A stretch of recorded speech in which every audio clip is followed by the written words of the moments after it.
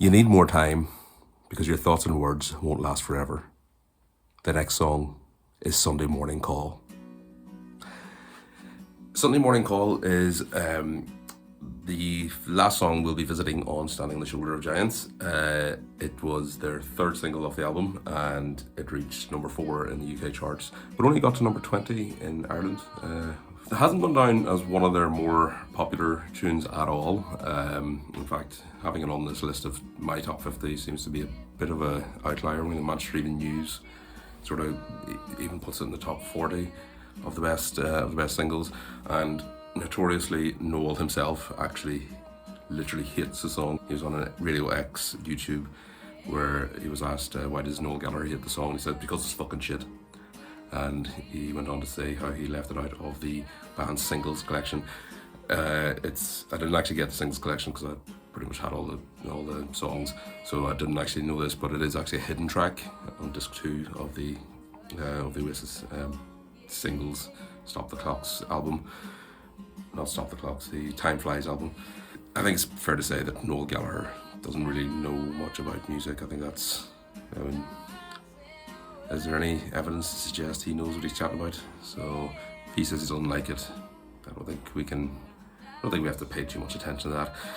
I, on the other hand, do actually really like it. It's not one of their top 10 or 20 songs, but it is just a really good song, and it's again part of the second half of Standing on the Shoulder of Giants, which I think is really strong.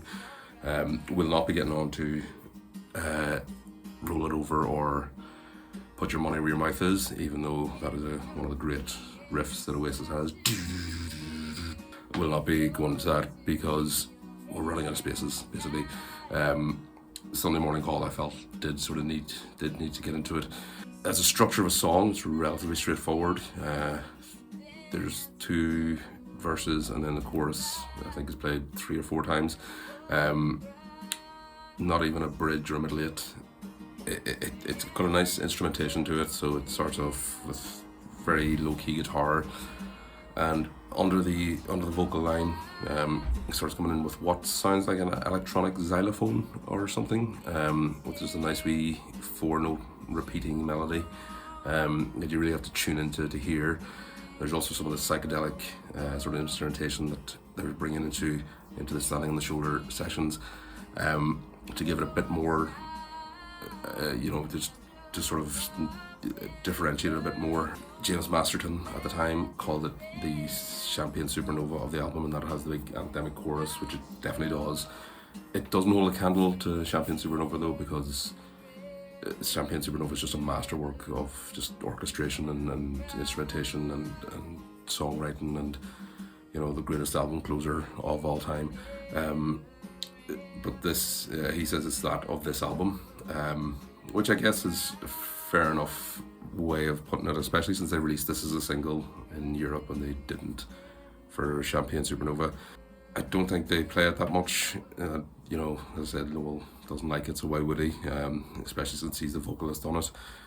It's not a wild lot to say about the song itself, although I just like it. It's just a nice simple example of how effortlessly Noel Gallagher in his prime, and even past his prime, arguably, he could write, really good songs. Yeah, so pretty quick in and out. I will be interested to hear if people do actually like this song, or if it is underrated or overrated. I didn't actually realise how much hate there was for it until I started doing the research for this. But stick around, number 44 is coming up next.